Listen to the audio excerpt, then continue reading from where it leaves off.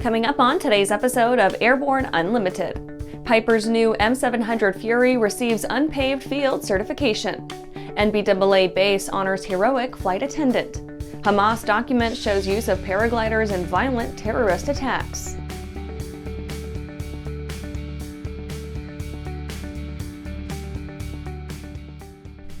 Welcome to Airborne Unlimited. I'm your host, Holland Lee. Let's get into today's stories. Piper's new M700 Fury receives unpaved field certification. Piper Aircraft revealed that their new M700 Fury has received the go-ahead for unpaved field operations. This certification highlights the model's impressive versatility and capability. The company's recent development, the M700 Fury, is the first release in a new generation of the Piper M-Class. It is a single-engine design powered by a Pratt & Whitney PT6A52 that generates 700 shaft horsepower. The aircraft has a max cruise speed of over 300 knots true airspeed, a range of 1,852 nautical miles, and a standard useful load of 2,320 pounds. Prioritizing pilot and passenger safety, it includes an emergency auto-land technology. In a situation where the pilot becomes incapacitated, this system is meant to land the aircraft at the nearest suitable airport. The Fury's avionics suite also includes auto throttle, surface watch, safe taxi, and several other features. The M700 Fury was originally FAA certified in March of this year, and developers have been working to expand its utility. It recently began its testing for unpaved field operations, a process that is known for its rigor and extensive requirements. After the break, 106th Rescue Wing's first HH-60W Jolly Green II takes flight. The legendary BD-4C program is building an exciting future for those who want a rugged four-seat family flyer with a proven history. The SureWings program produces a complete kit and builder assist program that gives you everything you need to be flying a BD-4CS in record time. For conventional kit builders, BD Aviation has parts, partial kits, and full kits for the 190-mile-per-hour BD-4C that has logged thousands of hours. Visit surewings.com and bdaviation.com for more details.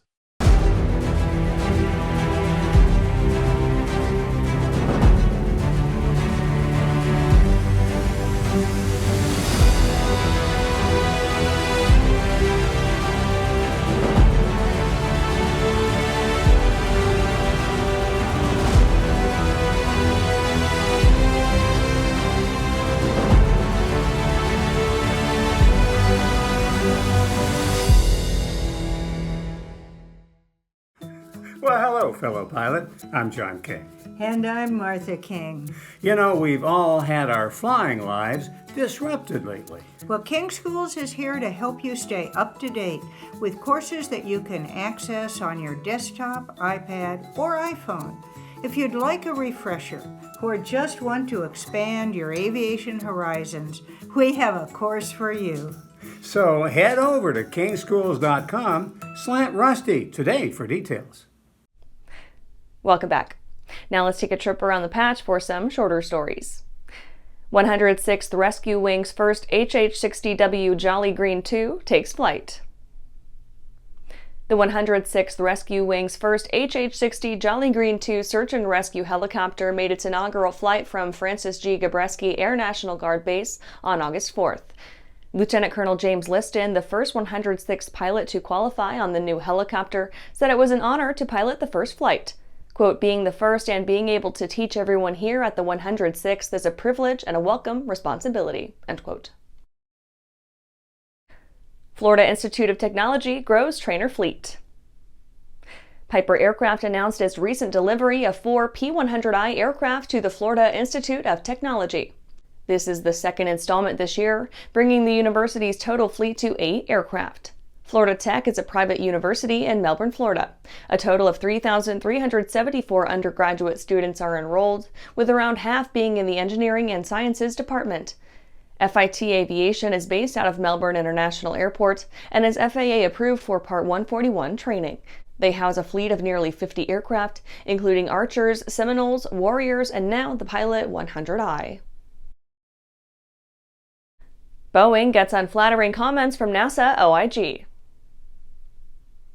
NASA's Office of Inspector General published a report looking into the use of Boeing's Space Launch System and recommended that the company be given, quote, diligent oversight to ensure the contractor delivers a quality spaceflight system, end quote. The program in question largely revolves around a new element that will be added to the SLS Block 1B, the backbone of Artemis 4.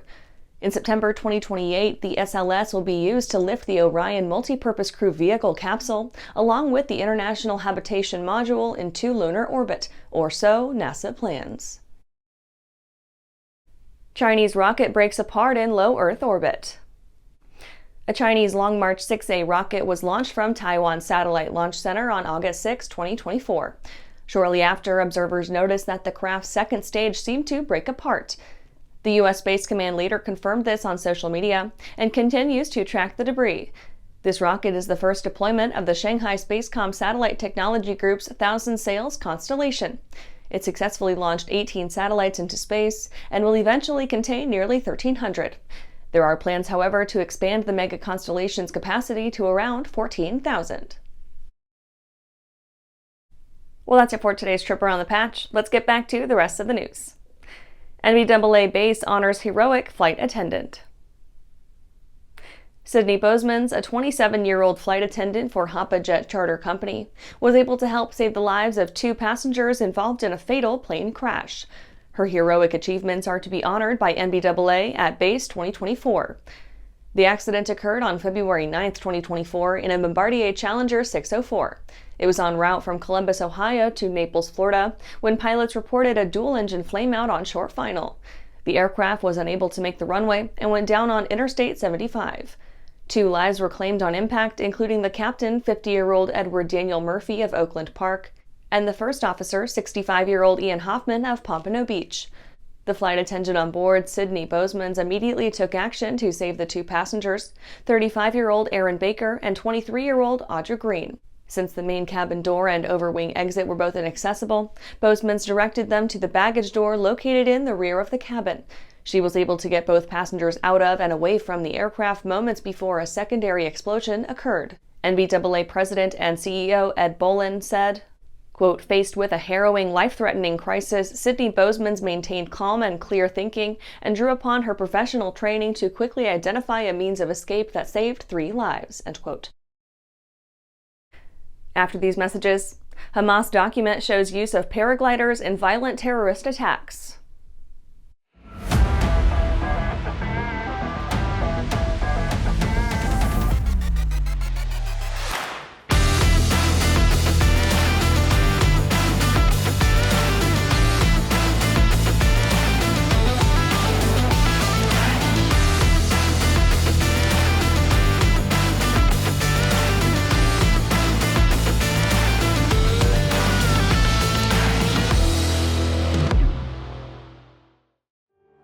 I grew up in an aviation family. My dad flew airplanes and flew air shows actually, so ever since I was 3 years old, the only thing I've ever wanted to do was be an air show pilot.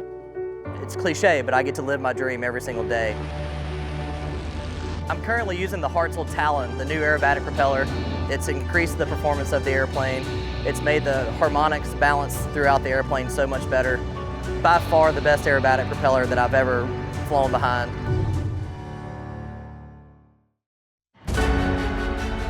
For over 30 years, the massive Sport Plane Resource Guide has provided expert, credible information, evaluations, and critical analysis of all that the sport aviation world has to offer.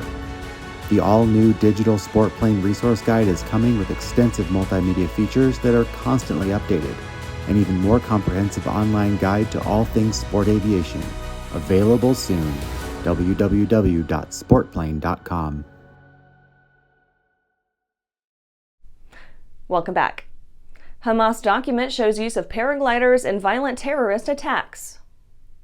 It should be nothing more than exciting sport, but in late 2023, the Israel Defense Forces discovered a document in the Gaza Strip detailing a Hamas military plan. The text reveals the group's method of using paragliders in the October 7th attack, which was a mass murder of nearly 1,200 people, including 30 Americans. After receiving the document, it was translated from Arabic to English for analysis. It shows, as Fox News explains, Hamas's deceptive plans to expand the sport and then exploit it for military use. The document states, quote, "This can be done using silent launch positions, camouflage of military experiments and training, reducing costs through the dual use as civilian experiments, opening the possibility of utilizing civilian activity in other sports that can benefit military activities," end quote. The text clarified the steps Hamas took to normalize paraglider use in Gaza. It explained that they did civilian experiments which they pushed on social media for greater reach. Then they used the interaction to draw in more people, create competition, and showcase it as a special sport. Brigadier General Amir Aviv notes that paraglider terrorism is not new. Quote, "The first use of a paraglider was done by a Palestinian terrorist in 1987, South Lebanon," end quote. And that's our show for today. You can catch episodes of Airborne on YouTube, Roku, or Fire TV. Just search for Aero-News or Airborne, and don't forget to follow us on social media. Thanks for watching.